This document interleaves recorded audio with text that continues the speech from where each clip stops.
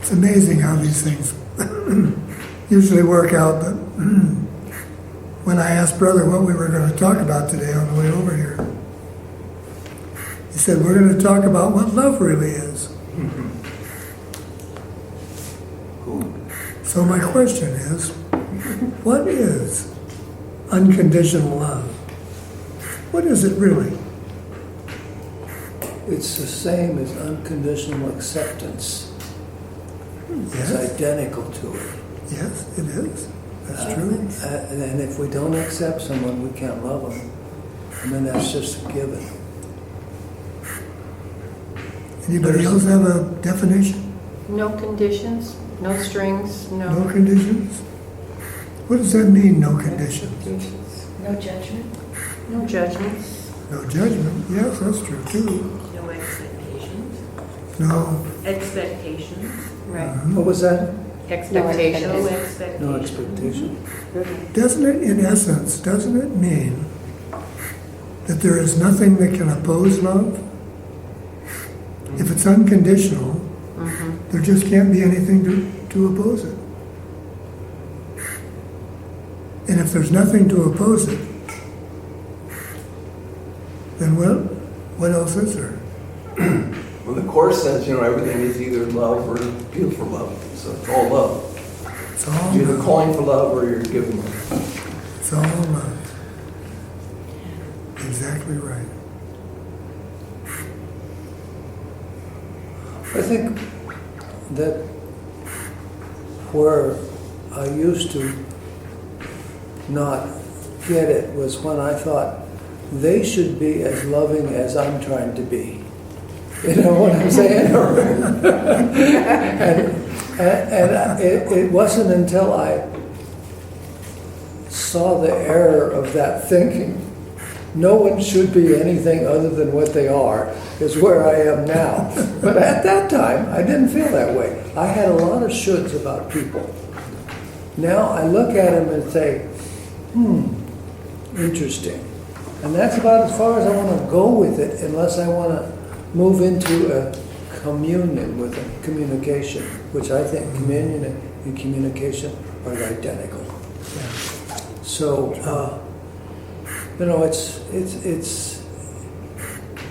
it's like the Course tells us everything that isn't love is a call for love. So what is this? Whatever's going on, what is this? It's a call for love. Oh, do I want to? Can't imagine not wanting to respond. We're going to get into that too. Yeah. Kat? Oh, I'm thinking her neighbor is of a personality type to where even if she's calling for love, isn't there some part of wisdom that to keep your peace, sometimes you need a little distance now and then. She gave it some time and she was able to communicate again, but we only marry one person.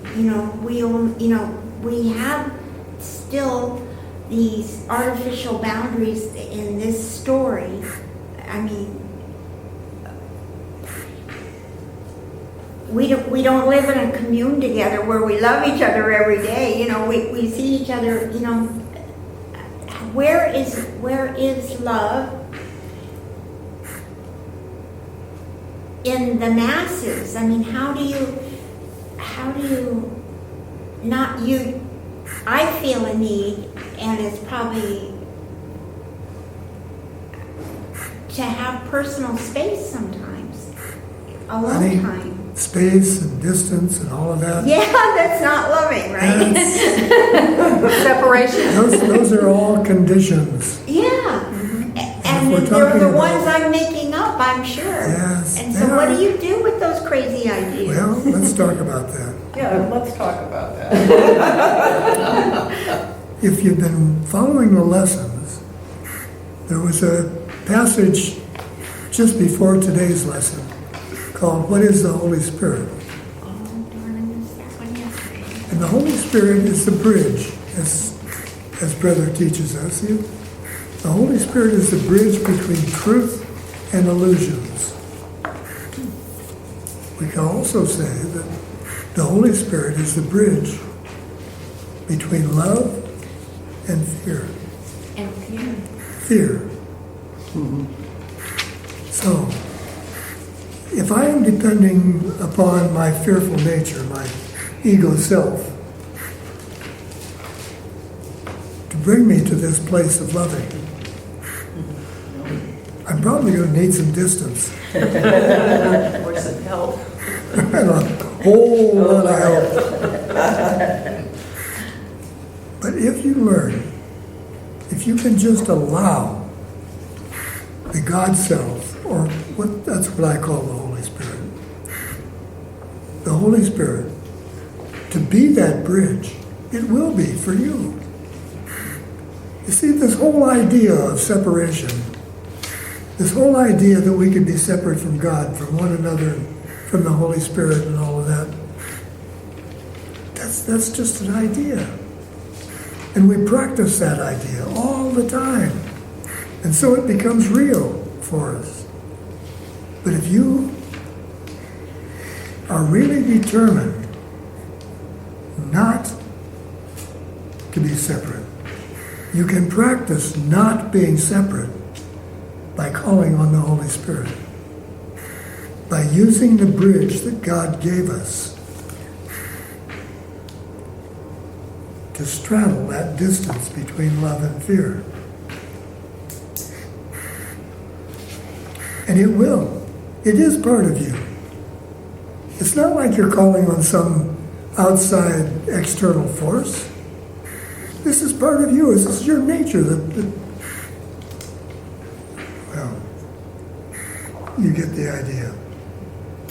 You know, I've spoken here a few times about this difficult client I have, who I also know on a personal level is a very negative person, very difficult. So I asked the Holy Spirit to help me to deal with it.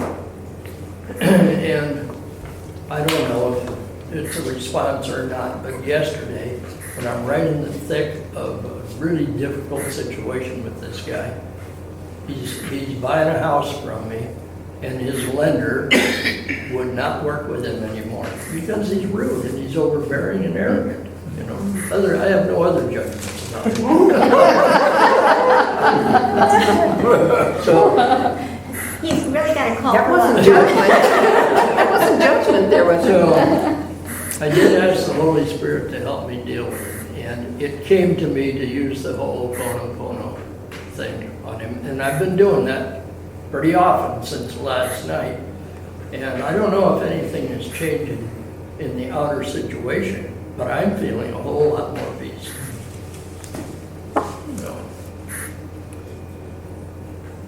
There is one prime requisite in dealing with the Holy Spirit that determines whether or not you're going to get something from it. And that is that you don't have an expectation about how it's going to turn out. yeah. That you're open. That you're open. You're totally open, yes. Yeah. That's what's asked. Yes. So when I say to the Holy Spirit, please help me, I automatically just kind of wipe from my mind as much as I can every thought I have that I'm having difficulty with. And just create a space. And then watch for something to come and fill that space. As I mentioned to you a moment ago, in that meditation that I had, when I said, please help me to see all of the things that are wrong. Well, that's tongue-in-cheek, of course. But my mind opened up, and suddenly it was filled with this giddy, kind of a humorous, light, loving feeling. Now, where did that come from? That was the answer. Yeah. Of course it is, yes. But we all have that. You see, the Holy Spirit is in our mind, orchestrating our every movement all the time. We only appreciate it when we open ourselves to recognizing that it's there. But if you close your mind and just go on willy-nilly, doing what you're doing, doesn't mean it's not there, but you're not going to get any benefit from it because you're not going to see it. So I got a question. Exactly when was I supposed to contact the Holy Spirit? Well, I was face to face with her and she No, was on the attack? the moment an urge to judge arises, that's the moment to call on the Holy Spirit. When anything comes to your mind that would provoke a judgment, even a question of what to do, that's when you turn it over. Okay. What it comes So I to, guess that judgment that I had was at that moment when I said, look in the mirror, sweetheart. Yeah, yeah, yeah. Because up till then, I was like watching this movie, you know, and wondering what my part No, was. you would have called on the Holy Spirit well before then. Even before that thought came up. Yeah. Look in the mirror. I would have. Oh yes, yes. Okay. I did, you Just know, start it paying was attention. it was really hard to just stay there with, you know, I mean, serious yelling and name calling, Yeah. you know, and things. I couldn't say anything in I mean, response none of that because needs to have there's turned no out that response way. to something that's not true. None of that needs to turn out that way. Because the Holy Spirit that you're calling on for you, you are also calling on for her. And that Holy Spirit is not just there to change your attitude. It's there to heal the situation, which means both sides. You know, I've been listening to Muji, and he calls, I don't know how many of you are familiar with Muji, but he calls it the isness. It's Holy Spirit, it's God's self, it's just that peaceful, that Christ self that is always there. And all of this is illusion. Everything out here is illusion. This is what's real. Yes. So it's like you need to get in touch with that. Yes. That God self part of you. Yes. And and we all have that. Even those people that you just judge as being horrible, they all have that. They're not in touch with it, but it's there. The isness with a capital Yes, I. yeah, a couple of Yeah. self with a capital F's. Yes, so Yeah. as I say, it's not there just for one. No, It's there for the situation. Because you're not separate from her. What you call upon, in truth, what you call upon for yourself, you are asking for her as well.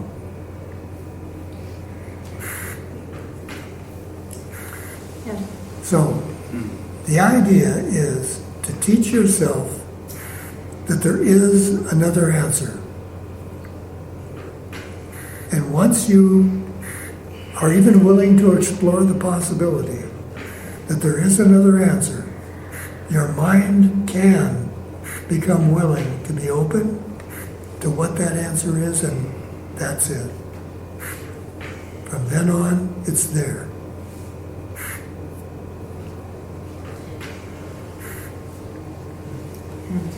Yes. I had a lot of opportunity in some different uncomfortable relationships this last weekend that were all together. And as soon as you started talking, what I really realized is that it always comes back to me.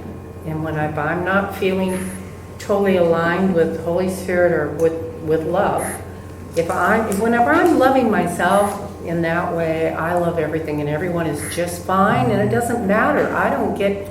They don't dictate how I feel. But when I'm not, then I wind up allowing them to dictate how I feel. So it's that reminder to come back to that I'm all at once putting it out there, and judgment of myself, judgment on them, or whatever that's going on. And so it just really reminded me, because I just went through a bunch with this, that it really has to do with how I'm here. Then I know that I have a different energy that influences in a different way myself and the situation. It goes even farther than that. I could say, in all truthfulness, that it's impossible to be in a state of loving with someone who is not also in the state of loving. I know. That's why when I see so much So whenever, anger. I'm sorry, go ahead. Yeah, I mean, particularly it's just like when it doesn't matter what you say, this person's got this anger, retort type of thing. It's how do you stay in that. So you have bought into that.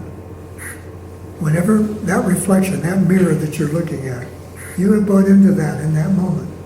That's cool. I'm observing that, and yet it's still, That's why I asked the question to begin with. What is unconditional loving? And we all can readily see that loving is when there's nothing that opposes love, when there's nothing but love. So it's not like I have run across somebody else and they're in an unloving mood, so I'm going to try to help them. It doesn't work that way. I go to the God self and ask to see their loving nature, which is the same thing as asking for them to see their loving nature. Yeah. Good put. Because that's where we come together. That's our natural state of being when we are loving one another. It occurred to me that people talk a lot about unconditional love, and I tell them, the only love that is love has no conditions. If it has conditions, it's manipulation. Something else. It's manipulation. I'm trying to get a hold on you, or get ahead of you, or cheat you out of something, or teach you something that you should have learned a long time ago. You get all that stuff coming up. All that stuff. Yeah.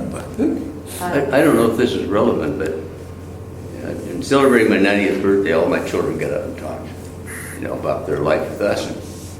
And I always felt an unconditional love for all of them all the time. I can't think of any time in my life that I didn't feel that way towards my children. And they said that. They said they knew that always. Oh, sweet. And I don't know where it came from. I don't know why. Because I didn't get that from my parents. It was just there. It was just there. I knew it was there. I knew it was therapeutic. I knew it was the best atmosphere for them to grow up in. We weren't perfect parents at all. I mean, couldn't claim that. But that was always there. And they knew it. So, but I never really understood why. It was just always there. Yeah. Don't need to understand why it's there. No, that's right. I didn't really need to analyze it. It was just something that was in me. Even though I had my share of anger at people and situations and all that kind of stuff, but it's just never directed at my kids. I don't know. So, well, anyway, that's my story. Sunday Yeah. at the hospital, one of the nurses' aides came up to me and she said, I didn't get to go to church today. And so she says, what's the word? And I looked at her and and then I wasn't quite sure what she meant. Well, she said, well, what's the word? And I said, well, our sermon this morning was about St. Francis. I said, and she looked at me and she said, I carry St. Francis's poem, one of his poems, in my pocket at all times. And I said, well, we bless the animals and, this kind of a thing. she went out and then she came back and she said, "You made my day." And I said, "Well, you made mine." I don't know where that came from, except that the Holy Spirit or God spoke through me. And it was a beautiful connection. Before like I told you, before I get on the elevator going up to the floor, and I say, "Holy Spirit, you put the words in my mouth. My intention is to be loving," and I just let it happen. And it happens.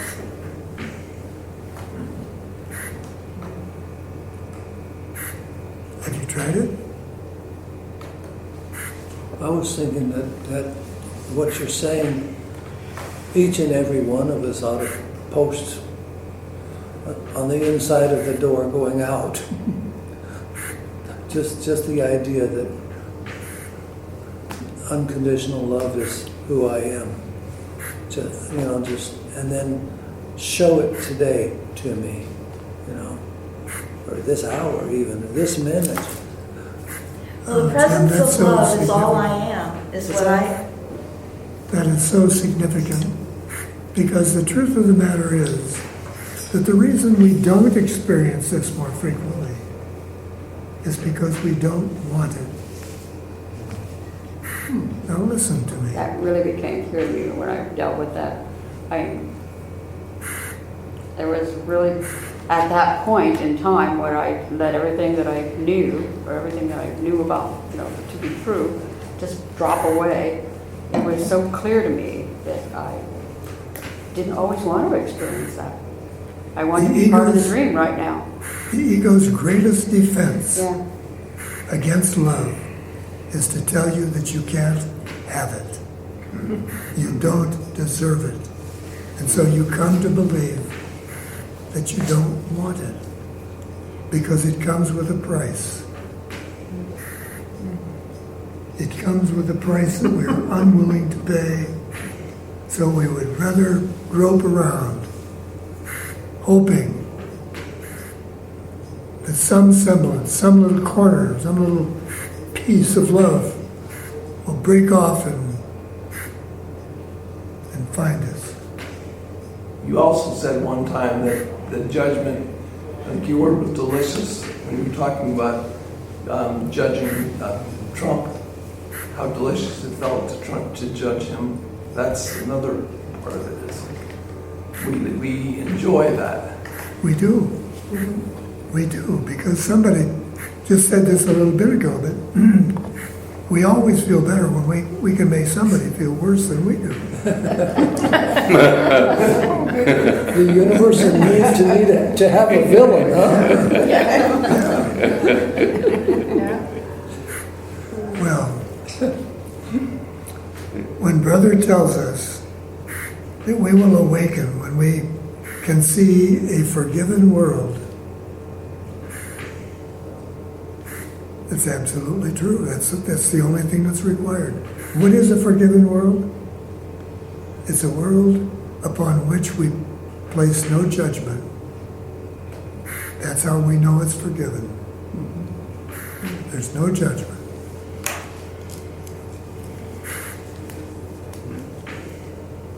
So everybody's sitting around the room judging what you just said. Wait a minute. Hey, speak for yourself. Sounds like the truth to me. There's a story that, I don't know if it pertains to what we're talking about, but it just popped into my mind, and I haven't thought about this story in years and years and years. But it was when my brother and I were very young, and we had just moved from Utah to Colorado. And we were like 3 and almost 4 years apart in age. And my mom was a pretty strict disciplinarian. So anyway, my brother had done something in secret, but I knew what it was. And I did the same thing. I did something and he knew what it was. And so, but we both knew when we first did it that we would have gotten in really big trouble for it. And so I don't know, that was for maybe 3 months. We kept each other in line with this. If you know, I'm going to tell, so you need to do this with me, and so he did the same with me. And one day it was like, we can't take this anymore. We just need to tell her because we're just, you know, driving ourselves crazy and not feeling good, and it's getting in the way of our relate. You know, we were fighting more, and so anyway, I said, okay, I'll go first. So I told my mom, and she looked at me, and then my brother went. And she looked at him, and she just started laughing. And it's like, oh my God, we went through all of that. You know, and I'm just thinking now, what we do to ourselves to, you know, this guilt, this whatever, that we can put ourselves in this state, and if we would just get over it, how comical that would be. You know, it's like, so I don't know why I was supposed to tell that story, but it just came right. A very wise mother. At that time, she was. I imagine God has a pretty good sense of humor in that regard. What's that, Tom? I say, I imagine God has a pretty good sense of humor in that regard. Yes, absolutely. It is about, I mean, I just, because of some family, and again, I was just on some cousins and their sisters that are not speaking to each other, and I look at other things, and I had just had some anger come up this morning that I had not allowed myself to feel. I realized most of my life how I had controlled my feelings as far as ever feeling fear or anger. And this morning, something kicked up based on what went on this weekend, of just some anger out of the clear that related to something that I hadn't really let it in, that had to do around my only brother in the hospital. No one, I was in California and nobody told me, and he died, nobody told me. His memorial service, and nobody told me.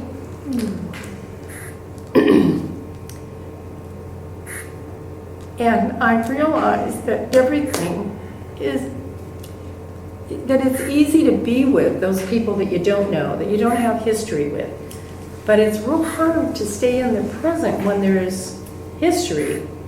His story, her story, our stories, all of that history, that it's hard to be in the present with just what is in the moment, because it gets colored from those past things that we may not even be aware of, you know, because we've shoved them down. I've shoved them down.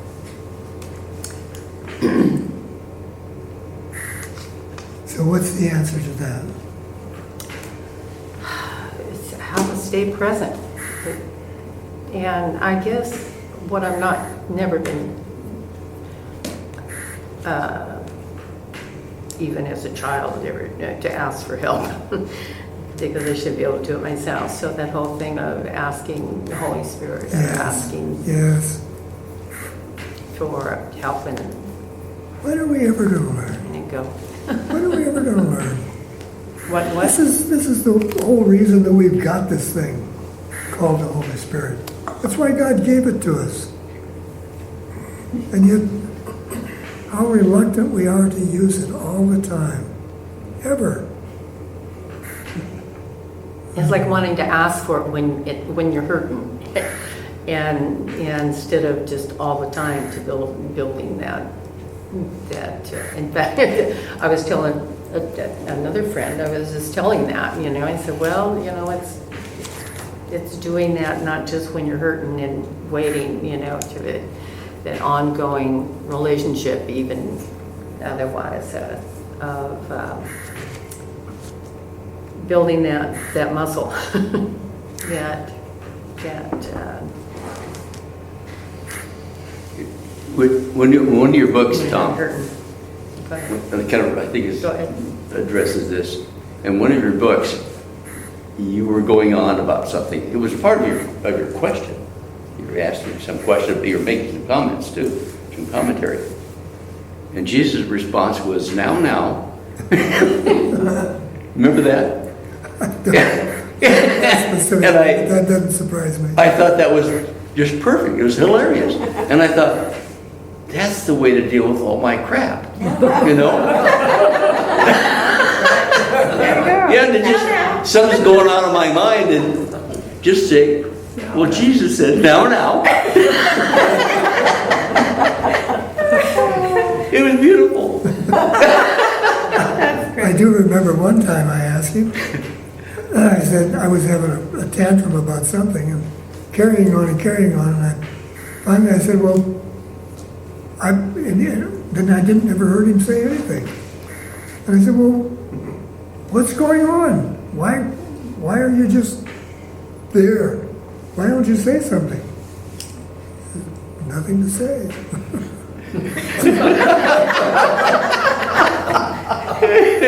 You've decided this is the way it is, so that's... Only one set of footprints, that was what I carried you. The Holy Spirit is here for all of us and is meant to carry us over our trials, through our tribulations. That's the purpose for it.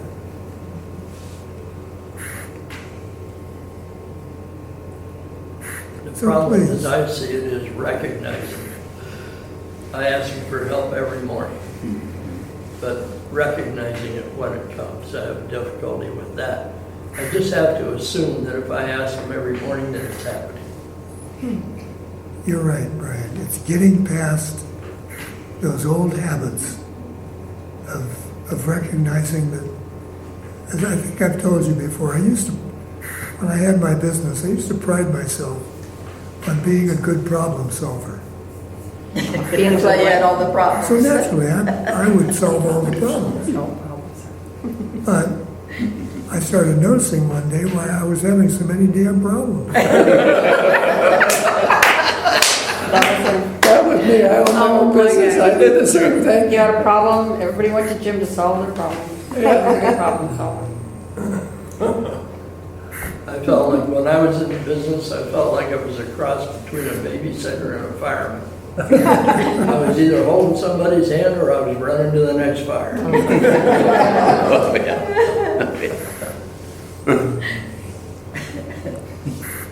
Let's make a pledge to one another that the next time we have the vaguest inkling of something being amiss,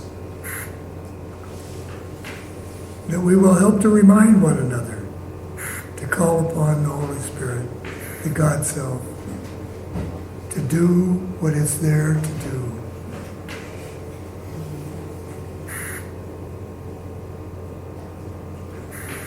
In the long haul, the real purpose for my saying that, is not to make it easier for you to solve your problems, although that is very, very helpful. But it is to grow the idea that the Holy Spirit is a part of you. Because ultimately that is what is going to bring us closer to accepting God. Keeping our attention on who we really are. Yes. There is a saying that is very comforting to me, and it is love is the answer regardless of the question. It's so simple, it works on everything, and easy to remember.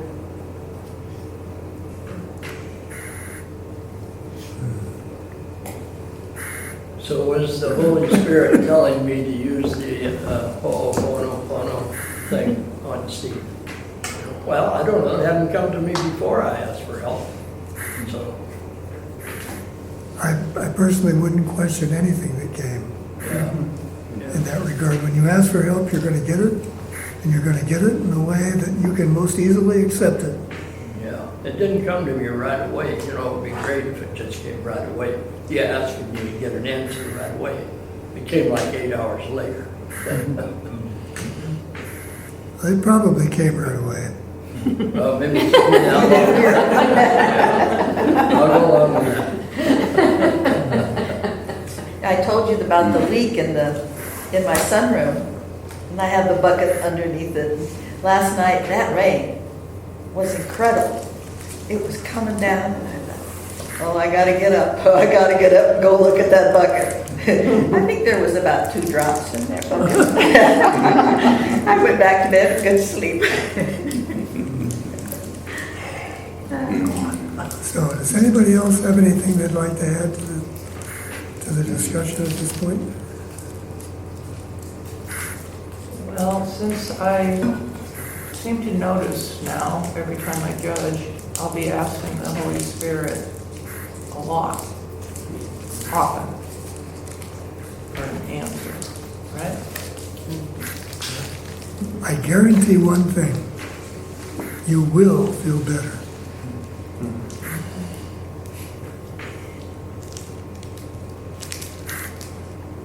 Yeah. See, I don't have to remember to ask the Holy Spirit because I just pray all the time and it'll just ask the Holy Spirit, ask the Holy Spirit. Maybe one day I won't have to ask so much. Okay, you're on. I hope the day arrives when I do nothing but ask.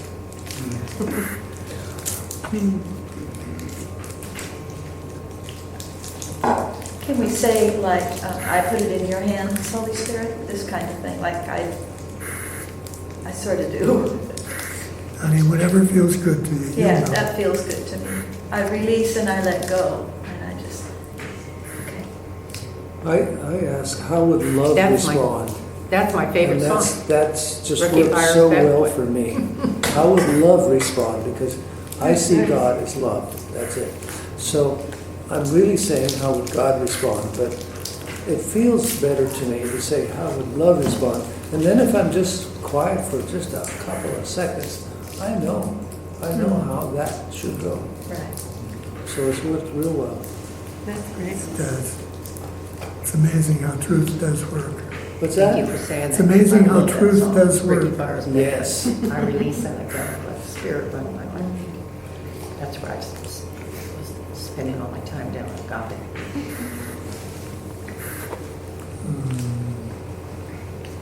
Anything else in that regard? Anyone? And to kind of reinforce what we were talking about, what I'd like to suggest is that we go to that passage, what is the Holy Spirit? And take a look at that, read it. Page 437. Yeah, I read it this morning. Like lessons. You have a Page 437. In the text.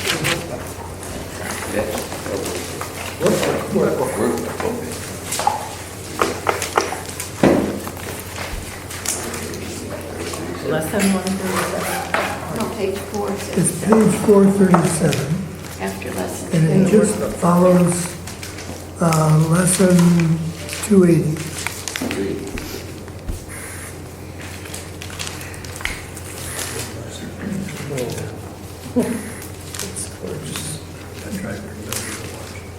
So let's read this and try to kind of absorb it as we go along.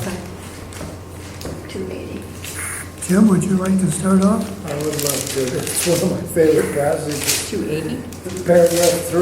Well, Okay, you say this way up. if you but knew how much your Father yearns to have you recognize... No, it's no fair. Now, wait a minute. You gotta start at the beginning. Gotta start at 1? One. Okay. Sorry. I can do that. The Holy Spirit And then let Sally mediates. take number 2. That's number 3. Tell me when to go. The Holy Spirit mediates between illusions and the truth. Since he must bridge the gap between reality and dreams, perception leads to knowledge through the grace that God has given him, to be his gift to everyone who turns to him for truth.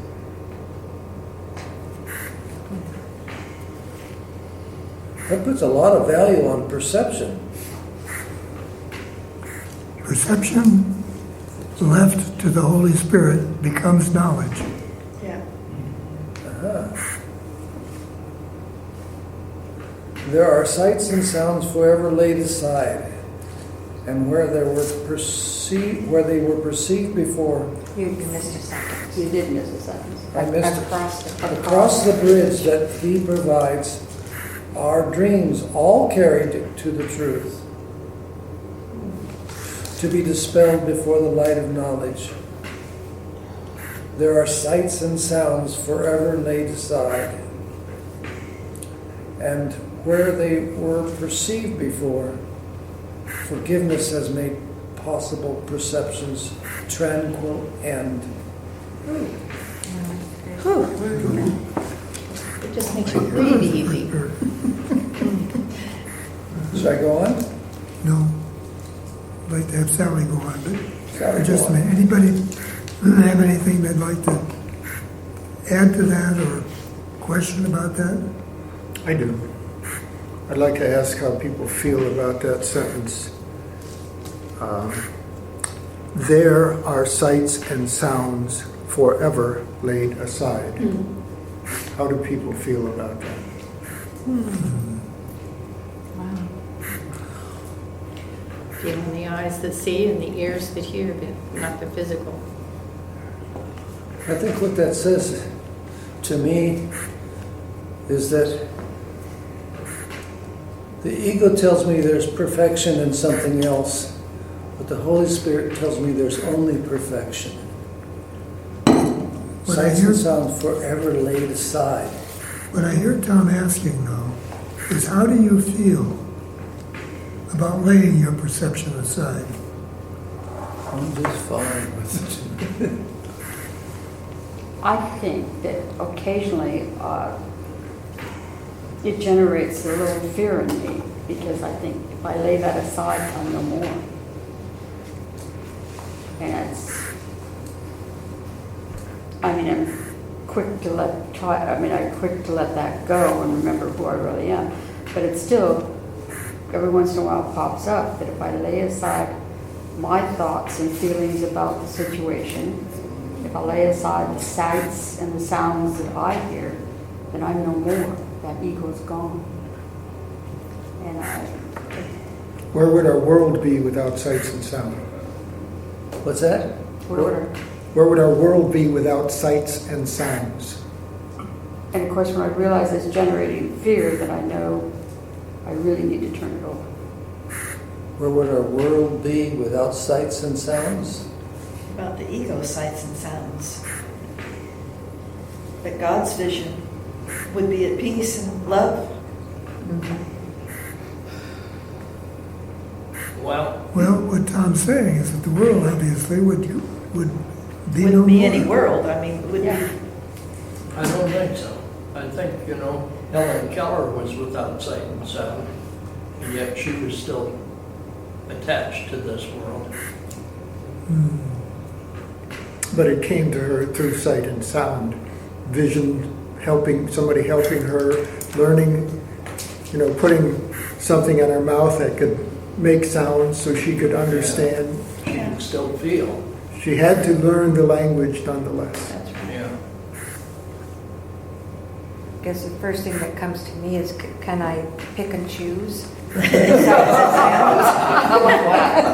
do that. I didn't hear what you said. There's the ego with a loud voice. I think that's a valid question because the Yeah. Course does say in the numerous places that only the loving thoughts are retained, and to have a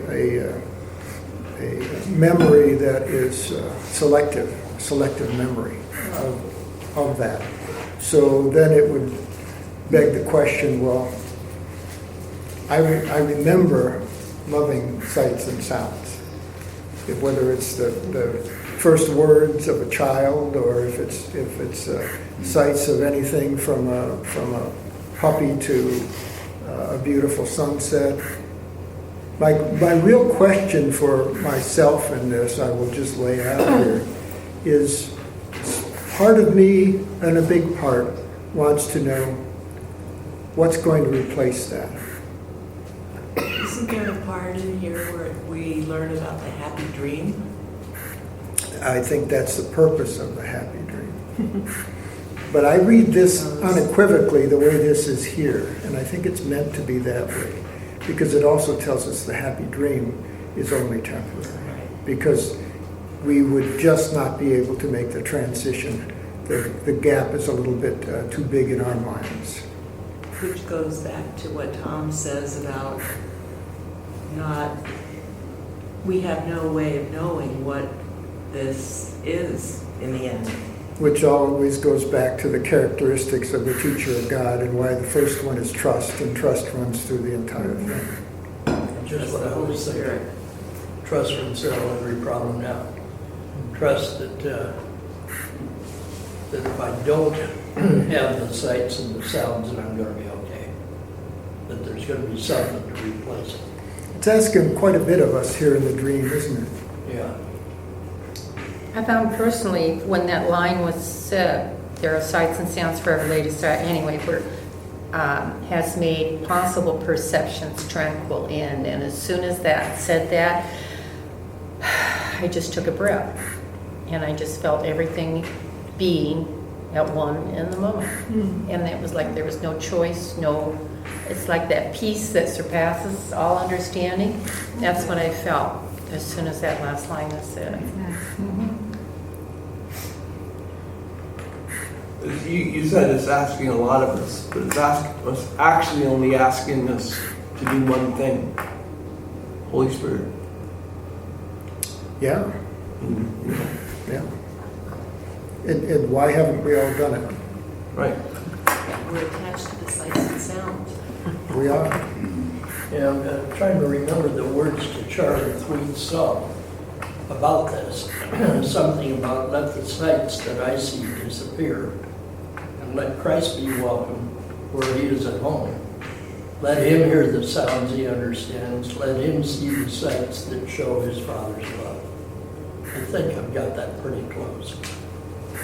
Seems like what we're talking about. And we might take that and internalize it. In other words, hearing that if we are after the peace that passes understanding, that's where we'll find it, in that attitude, that willingness to not know, and that willingness to trust that it's all good. And I don't think many people in the world think it's all good. I am comforted, though, by Jesus constantly telling us that we are never yanked into another state of awareness. That we just wake up one morning and find ourselves having gone from one place to another. That our movement in our journey, our path along the road to awakening is always smooth if we get out of the way. If we stop tying rocks to our feet, then it becomes much lighter. You ready for me to read? Yeah, go ahead. Hey, wait, excuse me. Okay? Oh, sure. The goal the Holy Spirit's teaching sets is just this end of dreams. For sights and sounds must be translated from the witnesses of fear to those of love. And when this is entirely accomplished, learning has achieved the only goal it has in truth. For learning as the Holy Spirit guides it to the outcome he perceives for it becomes the means to go beyond itself, to be replaced by the eternal truth.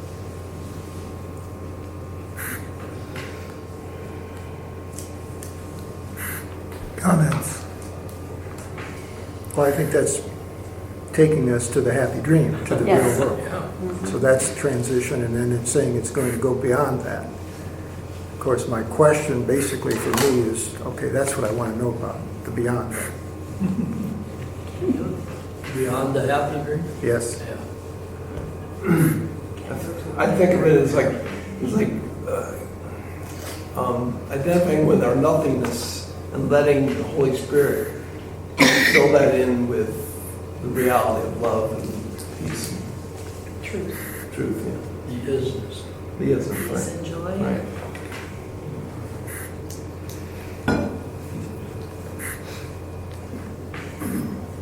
Other comments?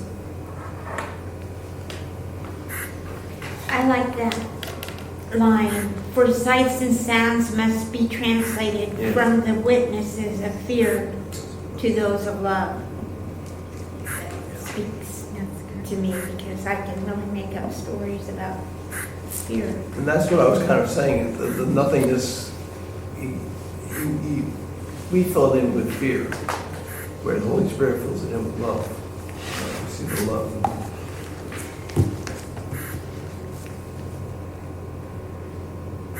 If we really trusted, there would be no reason for fear at all.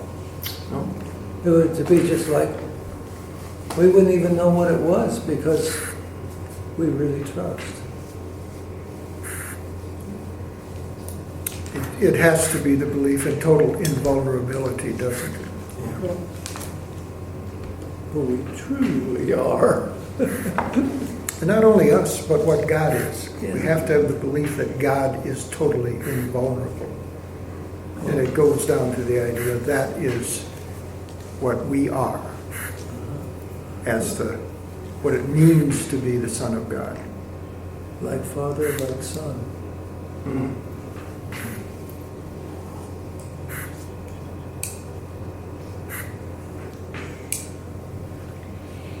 If you but knew how much your Father yearns to have you recognize your sinlessness, you would not let his voice appeal in vain, nor turn away from his replacement for the fearful images and dreams you made. The Holy Spirit understands the means you made, by which you would attain what is forever unattainable. And if you offer them to him, he will employ the means you made for exile to restore your mind to where it truly is at home. What do you suppose he means by that? Trying to attain the unattainable. What is he speaking of there? Our illusion. That Separation. we're still trying to get home by our standards. We think we can do something right and therefore it will bring us to where we need to be. We think we're not at home. Yeah, but we're at home all the time. Yeah, but we're at home. But we think we're not at home. And that's, Doing all of the things we do that make separation real. Trying to be God outside of God. Trying to be Do it ourselves. Oh, our that's a own great God. way to say it. That's a great way to say it. Trying to be God outside of God. or his able assistant, because he's too busy to bother. No, I don't think we even want to be his assistant. I think when I'll speak for me, I think when somehow this ego thing sprung up in me, it was the idea that the Son was making a break with the Father, and the Son was going to be every bit what the Father is, but not still under the auspices of the Father. That's the prodigal journey. And that's like saying total separation would lead to something other than total annihilation. Because the idea of this whole course is about relationship between what God creates and God. And if you break that and go with the idea of separation as becoming our God, we just keep separating from everything and everyone and all the people that we think we know and neighbors and family, and it just leads to an idea of now you're there all by yourself with nothing. And so there's no one to verify your own existence. And that's why the Course says, in my mind, that nothing is real until it is shared. Until it is Shared. shared. Absolutely, yeah. So the idea of separation itself, I think, is what it's saying here, is impossible, that we wanted to make possible. Based on what you said, I think somehow it came to mind all at once that we're the original GMOs. God move over. Or edging God out, I know is what, ego can stand for, edging God out. But I've always talked in GMOs. When talking about them, I'll say, yeah, I coined God move over. But I just realized that we are the original, our egos are the original GMOs. For The this- artificial, how was it you just said it? You said that. For this dream, yeah, for us. Right, you just said, something that you just said triggered that, the way you said it. God, Being God outside of God. yeah, living God outside of God, and that's what I was saying, that's the GMO.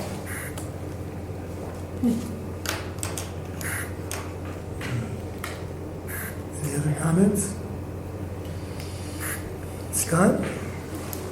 From knowledge where he has been placed by God, the Holy Spirit calls to you to let forgiveness rest upon your dreams and be restored to sanity and peace of mind. Without forgiveness will your dreams remain to terrify you, and the memory of all your Father's love will not return to signify the end of dreams has come.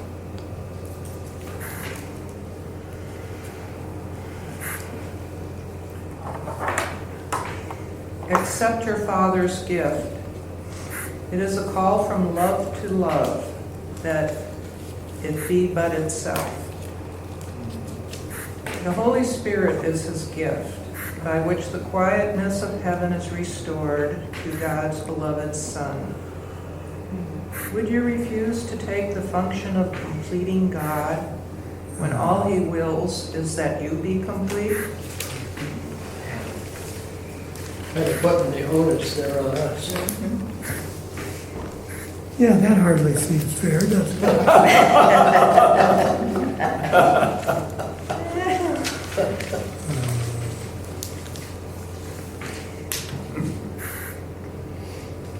I wrote something down Dreams last, of love. I wrote something down last week or the week before, something like that. It said, to think that I am responsible is being irresponsible. That's That's a good one. from our actions. We talked about, I think, a couple of weeks ago, Yeah. Yeah. that my only responsibility is to accept atonement or take atonement for myself. And that if I think I'm responsible for my actions, Right. if we think about it, we're making the character in the dream real. If we don't accept responsibility for the actions of the character, we recognize our real self as something other than the character. Yeah, thanks for clarifying that, because that is different than what I was just talking about, putting the onus on us. Right.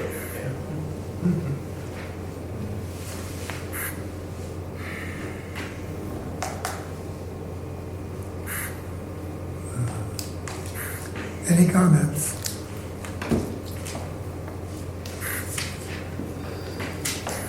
What do you think, Sam? I knew you were going to say that.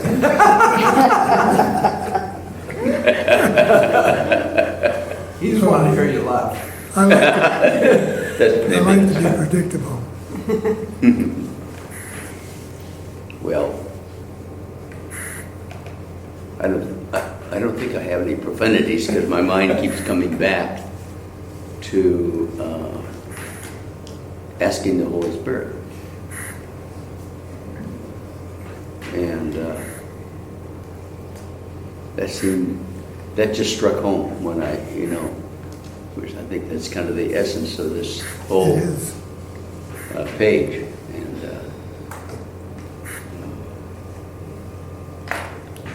well, that's about all I have to say. We did decide we were going to do that, didn't we? Yes.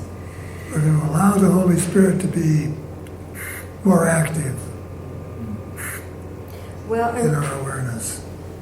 one thing that I was thinking too is when Tom and I say a benevolent prayer, and we feel, then we start getting anxious or something during the day or whatever, then we'll say, no, we already handed it over.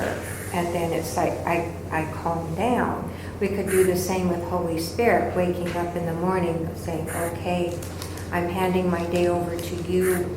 Everything I do today, I want to be done through you. Instead of asking every time in that split second, say, oh no, I did that this morning. I already handed it over. It's done. And it just, I don't know, that makes sense to me. Instead of every single time going to the Holy Spirit for this particular thing or this particular thing. No, it's already been done that morning. And the Course makes allowance for that. There's a place in there where we could go where it says that it is a practical course. And it doesn't expect you in the course of this dream to ask every second. I think it would be wonderful if we could. But it does say, first thing in the morning and at night. So we're covering our waking hours and our dreaming hours at night, which are probably more awake in some regards, if we're open to it, than our gyrations during the day. And if we do that, and then I think it's all we have to do to remember is, wait a minute, I turned it over, like you said. And that is actually remembering all the time. But you don't have to go through all the gyrations because it's done. It's just like Ho'oponopono. I mean, that idea to go with the healing here, should the healing be repeated, and it says, if you think the healing needs to be repeated, then you had no faith that the Holy Spirit heard you the first time. And we can guarantee, like Tom said earlier, the Holy Spirit hears you all the time, and the answer's there all the time. So now it says the teacher himself is the one who needs the healing. And in a sense, you keep affirming that you don't have what it is that you're wanting. And you don't trust in what you Right, and that's what a lot of times affirmations over and over is just you wind up affirming what you don't have. Right. But you know what, I have to keep doing it because my mind goes back to that place. Yeah. My mind goes back to the judgment of that person. Mm-hmm. But that's, I think, what Patty's talking about. Once you've made that commitment, your mind can go back to the place of, oh, I made that commitment, and not go back to the place of redoing the commitment. It's a reminder that it's already done, instead of a reminder that I need to ask for it again. What I like to say is, That's a good put. I wish to see and experience everything through your vision, which is your gift to me from God. And I say that a few times, probably during the day, but it's like I put it out there. So I'm giving it to you. I want to see it through your vision. Yeah, do it whatever way brings you the greatest sense of peace. I think of flying an airplane and thinking I'm the pilot. Okay, but actually the pilot is the God self. So I'm sitting what they call first seat. If you're in an airplane there's usually 3 people on the larger airplanes because they swear off. But one guy's the pilot, one guy's first seat, and the other guy's second seat. And so we either trust that guy flying the plane and we're at peace, or we don't trust him and we know for sure we're going to die anytime soon. and it's kind of funny to think that we have so many parts of ourself, but the only part of ourself that is real is the Holy Spirit. That's the reality of it. My body's going to change, that makes it not real. Anything that changes isn't real. Anything that's real never changes. So to me, the idea of being the co-pilot rather than the pilot is a real powerful concept. It's the thing with the isness. The isness is always the same. It doesn't get old, doesn't get, it doesn't born, doesn't die. It's always there. When I get in bed at night, I thank God for the day that I've had and how grateful I am for the miracles that have happened. And I look at how my day went and how grateful I am for certain people or for events or for whatever. That's how I go to sleep at night. That's lovely.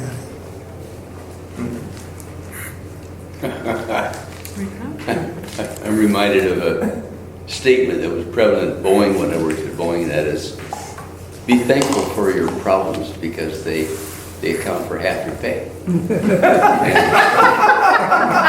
that was very meaningful at the time, but kind of all that's changed now because the major part of my professional career was teaching management, and especially teaching problem solving.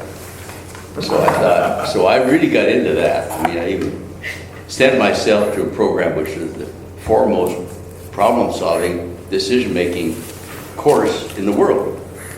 The Kevin Trigo program is called. I don't know if any of you have heard of that, but yeah. Anyway, and so I studied that and taught it and just really went into it. But there came a time when I thought, okay, I've got all this expertise in problem solving. Why do I feel so bad? All these problems. Well, I had to come to a course like this to figure out why.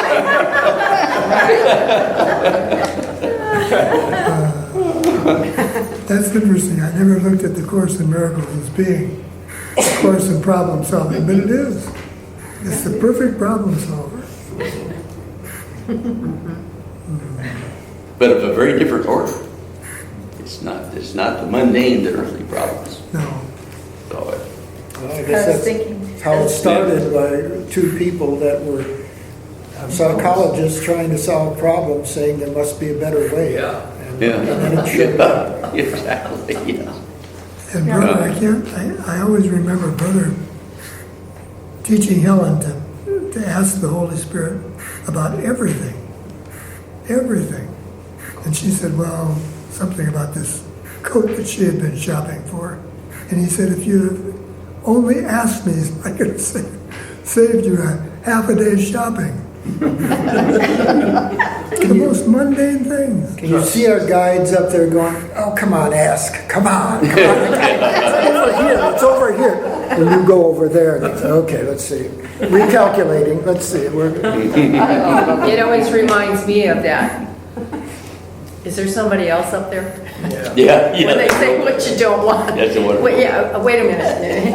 Isn't there somebody else got another answer when you don't like what you're hearing? I was just thinking, for 30 years I walked into a patient's room and took care of the illnesses and everything. Now I've got to walk into the room and see a perfect person. Oh, nice. Good, wow. Very nice. That's a heck of a shift. That's a shift. Yeah. That's a shift.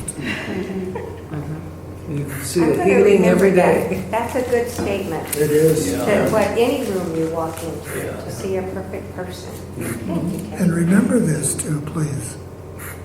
As we embark upon this program of vowing to ask the Holy Spirit more for help, the more we bring into our consciousness the awareness that there is another choice to make, the more we help everyone.